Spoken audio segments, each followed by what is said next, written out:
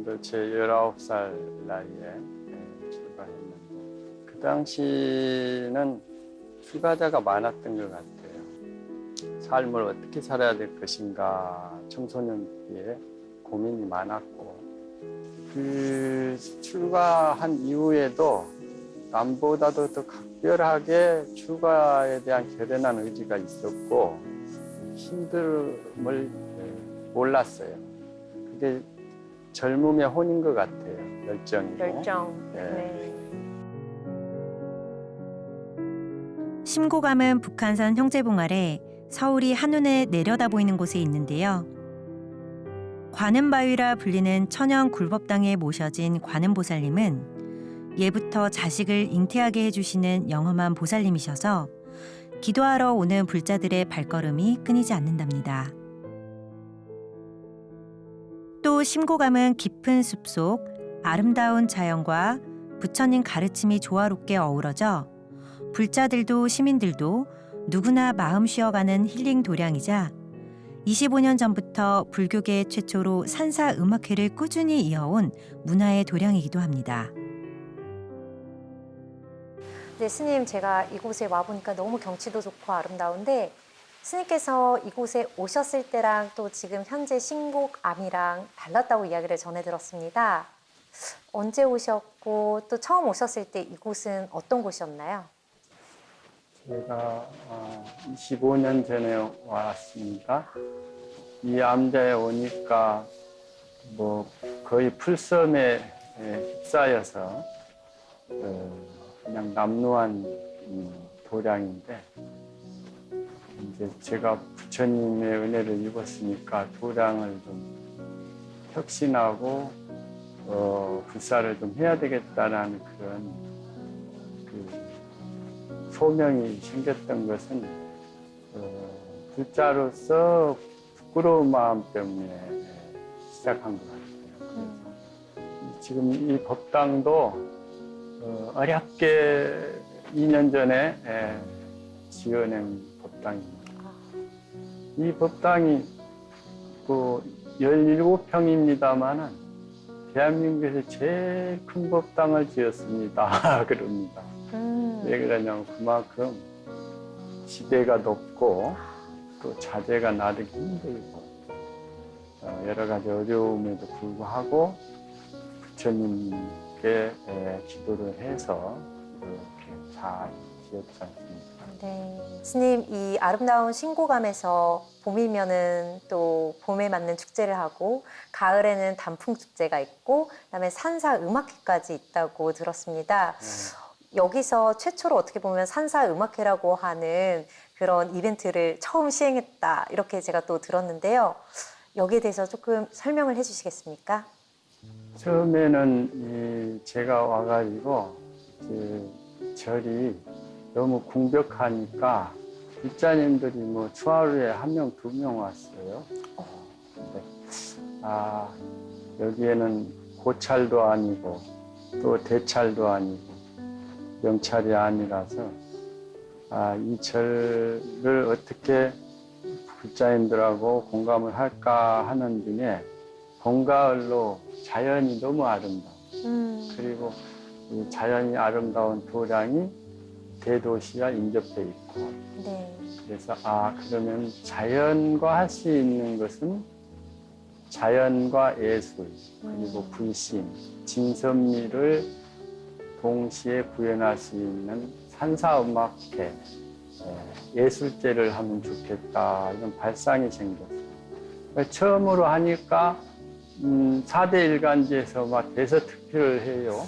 그러니까 막 많은 불자님뿐만 아니라 일반 대중들께서도 장사진을 이룰 정도로 많이 찾아왔어요.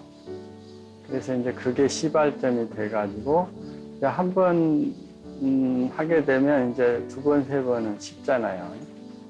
그래서 이제 연차적으로 계속 해오다 보니까 무려 뭐 40회를 넘고 또 이게 신고감 산사음악회의 모델이 전국화됨으로 인해서 터부시하던 그런 사찰 예술제를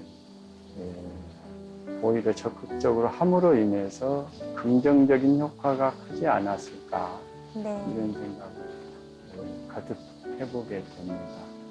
그래서 우리 신고감에도 봄에는 상포축제라 해가지고 산사음악회를 하고 가을에는 단풍축제라 해가지고 산사음악회를 합니다.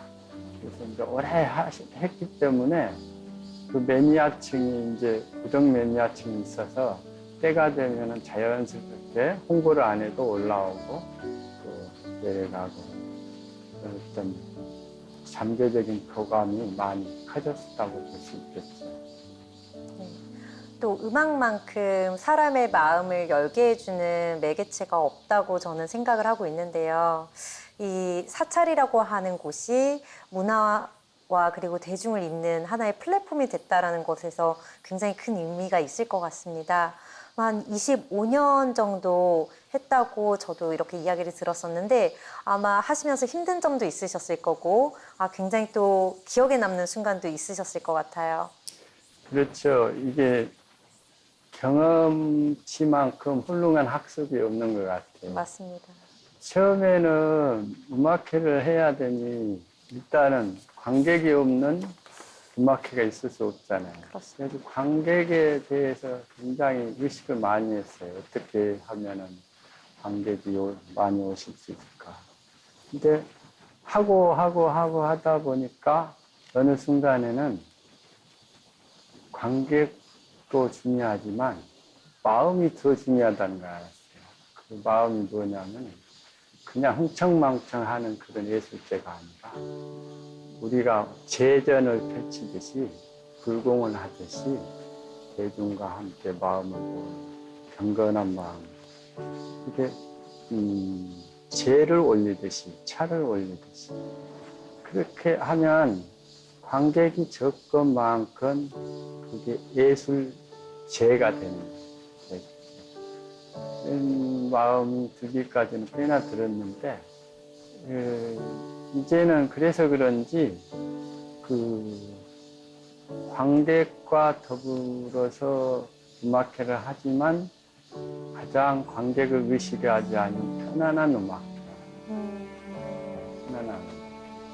그러니까 옛날 큰 스님들이 뭐 법문을 한 사람이 와도 하고 두 사람이 와도 하고 그도 없으면 목탁이나 뭐 나무들을 청해서 하기도 하고 그러셨다는 말씀처럼 이게 무라 이데어 경지라고 할까 그런 그 마음이 모아지게 되면 편안해지는 것 같아요. 그래서 요즘은 그 관객이 없지는 않지만 관객에 너무 의식하지 않고 그 정성으로 제를 올리듯이 부처님과 대중들에게 공양을 올리듯이 그런 마음을 하니까 여간 편안한 게 아니에요.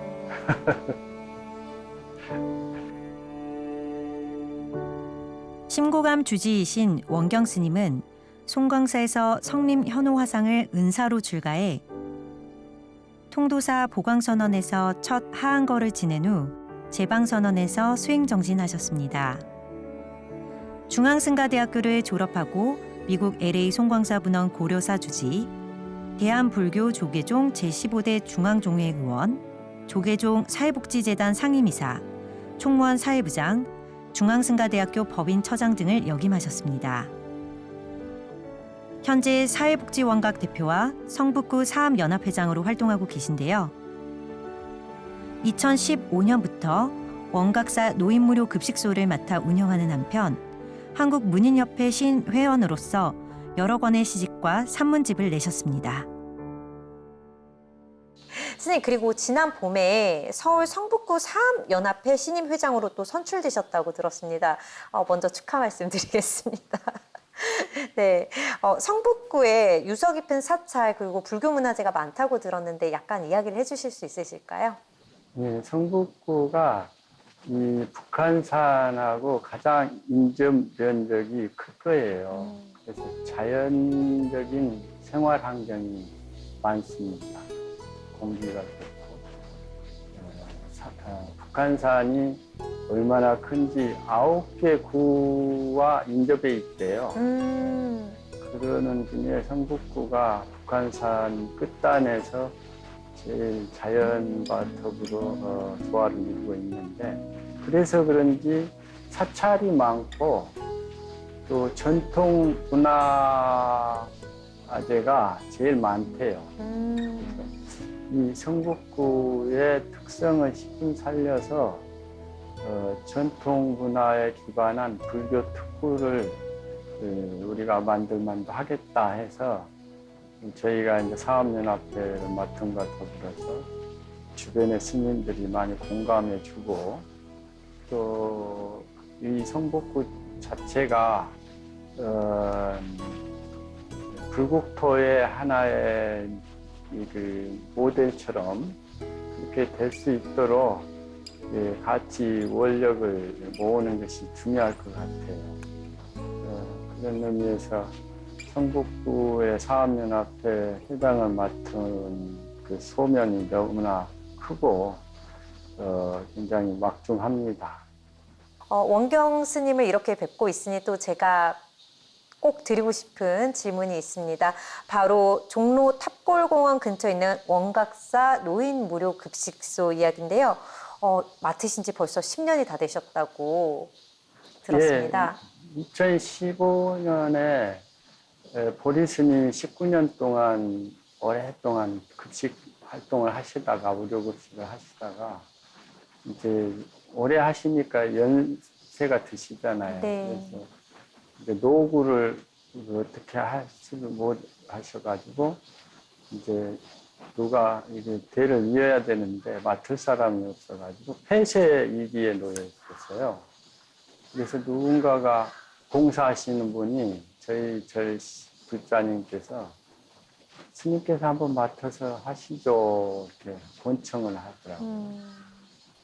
그래서 너무 또 예민할 수도 없고 해서 한번 가봤더니 줄을 한 100m 서 있는 노인분들이 한 끼 밥을 위해서 그렇게 서 계시는데, 아, 이곳이 폐쇄돼서는 저분들이 다 굶게 되겠구나 싶은 마음이 들어서 내가 잘은 못해도 3년은 내가 사비를 들여서라도 내가 한번 공양을 올려드려야 되겠다 마음을 낸 것이 벌써 9년째 됐어요. 9년째 됐는데 서름서름해도 배고프고 춥고 배고픈 것만은 서름이 없다는 옛말이 있는데, 그 배고픔을 이렇게 달래기 위해서 나눔을 할 수 있어서 이것도 보람이고 수행자로서의 당연한 일이라고 생각해요. 네, 스님, 근데 이 신곡암에서 이런 주지소임을 하시는 것도 사실은 참 업무가 많으실 것 같고 참 바쁘실 텐데, 이렇게 나눔 활동에 또 이렇게 참여하시게 된 계기가 혹시 있으실까요? 처음에는 제가 그 경치 좋은 암자에서 조촐하게 차나 마시면서 경이나 보고 참선이나 하고 더 바랄 것이 없다 싶었는데, 그러기를 한 10년 살아보니까 미안하더라고요. 아, 이것이야말로 소승불교구나. 대승적인 삶을 살아야 되는데 자기도 이롭고 남도 이로운 삶을. 그래서 내가 할 수 있는 일이 있다면 무엇이든지 사회를 위해서 봉사하고 해야 되겠다 이런 마음이 들었어요. 그래서 한 신고감에 온 지 10년 이후에는 종단의 소임도 보고 또 관의 복지관도 또 경영해보고, 또 지금에 와서는 완전히 이제 야전복지라고 하는 민간단체 복지, 노인 무료급식소도 하고 이렇게 하고 있습니다. 수행자라면 당연히 해야 될 일이죠. 저희 어머니께서 그러시거든요.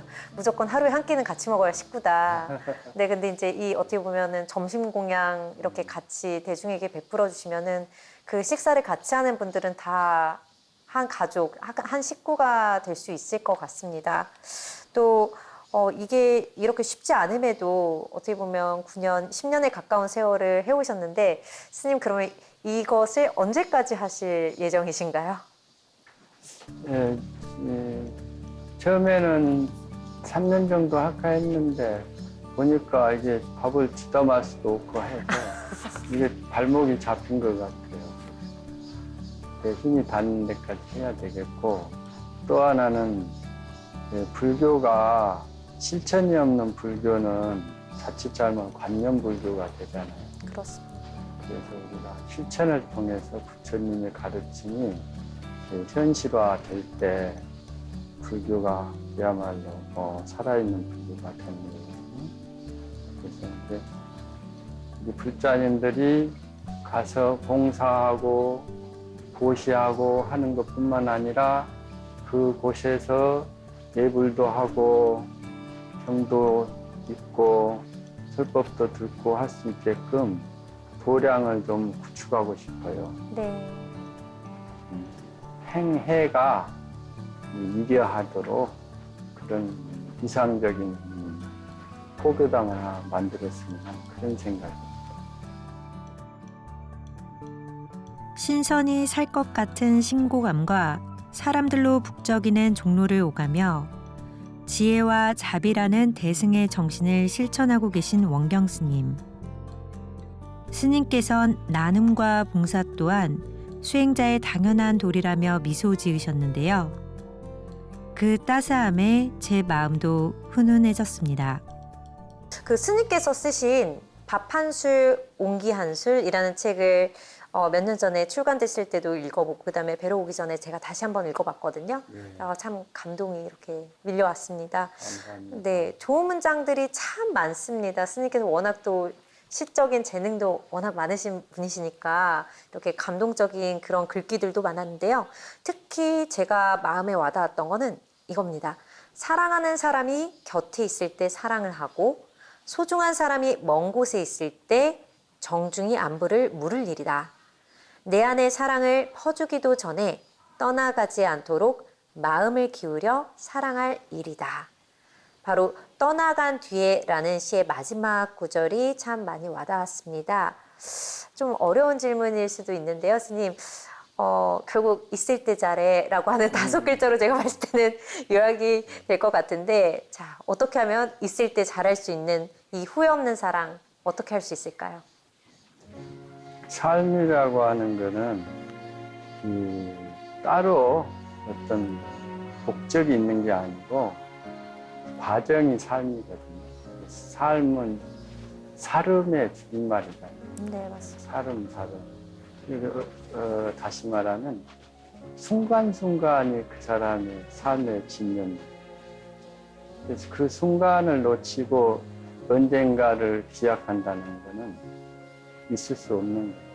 순간을 충실하게 잘 살 때 순간이 영원으로 가는 거예요. 그래서 이 순간을 잘 살 때 그 사람이 삶을 제대로 사는 것이다. 이게 삶 속에는 사랑하는 것도 그렇고 또 이웃 간의 나눔도 그렇고 그 순간에 최선을 다해야지. 그래야 삶이 충만해져.